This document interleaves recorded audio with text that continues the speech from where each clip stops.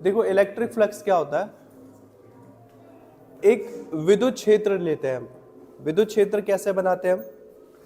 विद्युत क्षेत्र बनाने के लिए हमें बहुत सारी क्या लेनी पड़ती है, विद्युत बल रेखाएं लेनी पड़ती हैं, इलेक्ट्रिक फील्ड लाइंस। इन रेखाओं को हम क्या कहते हैं?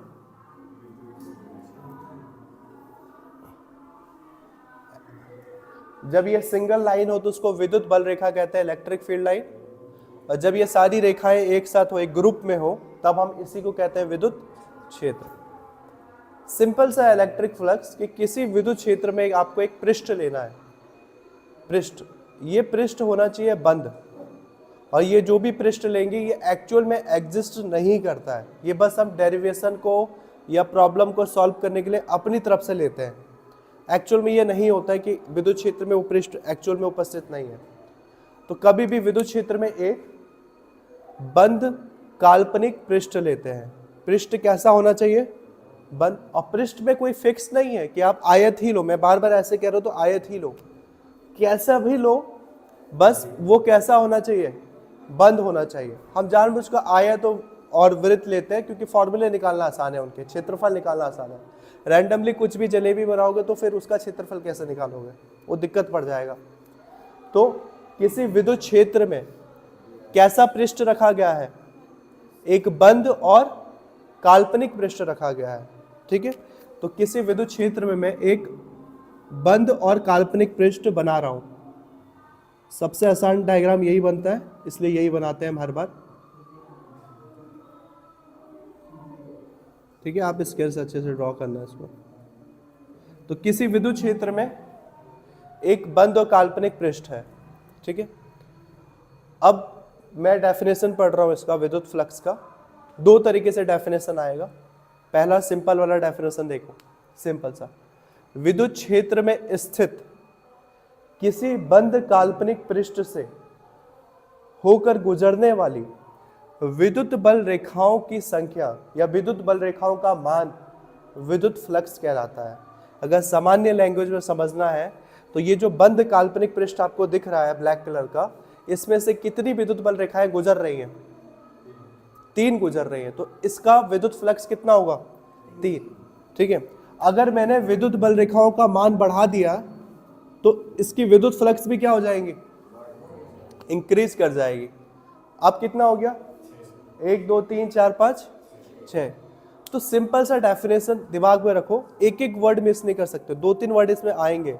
बंद काल्पनिक पृष्ठ, ये वर्ड इसमें बहुत जरूरी है। तो किसी विद्युत क्षेत्र में स्थित बंद काल्पनिक पृष्ठ से होकर गुजरने वाली विद्युत बल रेखाओं का मान विद्युत फ्लक्स कहलाता है।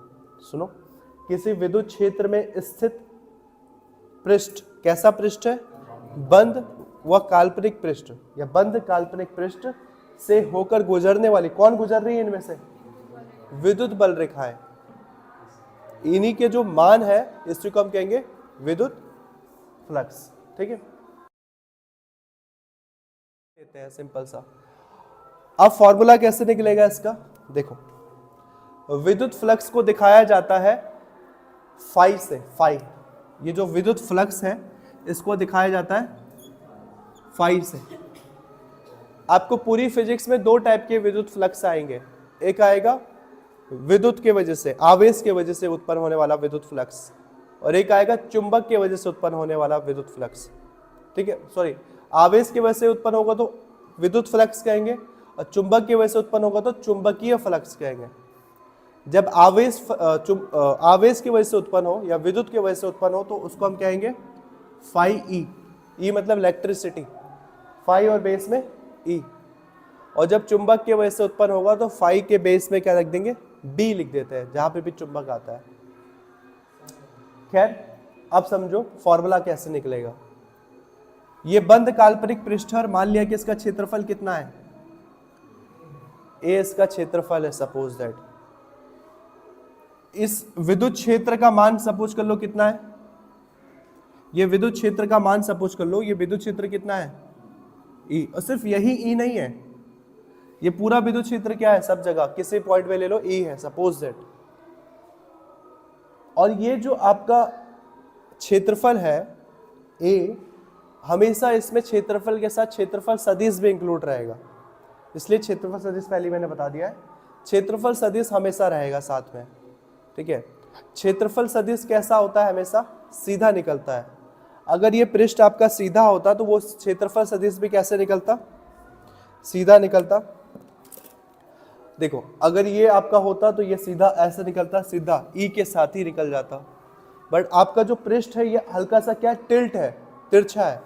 तिरछा का मतलब ये विद्युत क्षेत्र के साथ एंगल बना रहा है, ठीक है। आप चाहो तो और ज्यादा तिरछा करके डायग्राम बना सकते हो, ये सीधा ना होकर के थोड़ा सा तिरछा है, तो इसका विद्युत ये जो क्षेत्रफल सदिश होता है इसको मैं थोड़ा सा कहाँ ले जा सकता हूँ, ऊपर की तरफ। सपोज ये डायग्राम थोड़ा तिरछा है, आपने जो पृष्ठ लिया तिरछा है, तो उसका क्षेत्रफल सदिश कहाँ चल जाएगा, ऊपर की तरफ। और विद्युत क्षेत्र तो हमेशा ये दिख ही रहा है, सीधा जा रहा है।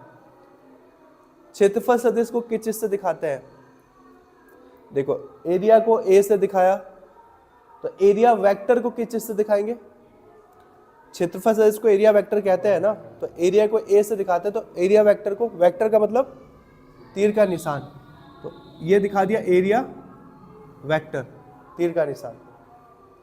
और इनके बीच जो एंगल बनेगा वो होगा आपका सपोज थीटा। थीटा कोण है किसके बीच, विद्युत क्षेत्र के बीच और क्षेत्रफल सदिश के बीच, क्या बोल रहे हो, हाँ एरिया वेक्टर के बीच, ई और ए के बीच आपका एंगल है थीटा।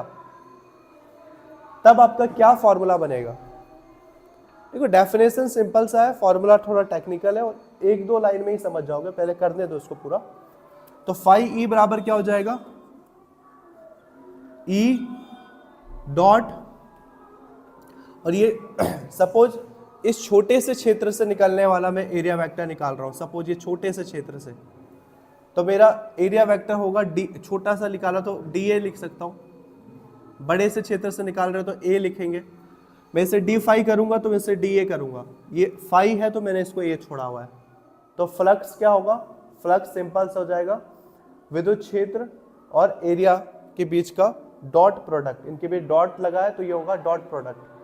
और इससे पहले भी 11th क्लास में समझाया हुआ है आपको, कभी भी वेक्टर, जिसने नहीं पढ़ा है वेक्टर वगैरह, वो ये दो फॉर्मूले ध्यान से देख लो, या पढ़ा भी है याद नहीं है तब भी देखो, ये बार बार रिपीट होगा। ए डॉट बी है, अगर ये वेक्टर लगे हुए हैं, ए डॉट बी है, तो इसका आंसर हो जाता है ए बी कॉस थीटा। और अगर ये ए और बी के बीच में क्रॉस लग गया अगर, तो इसका आंसर हो जाता है ए बी साइन थीटा, ठीक है।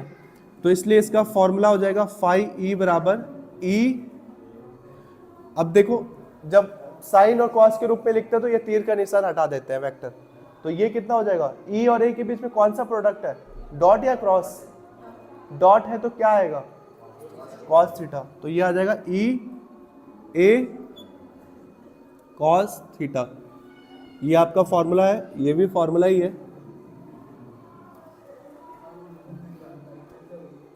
लिख लें इसके बारे में।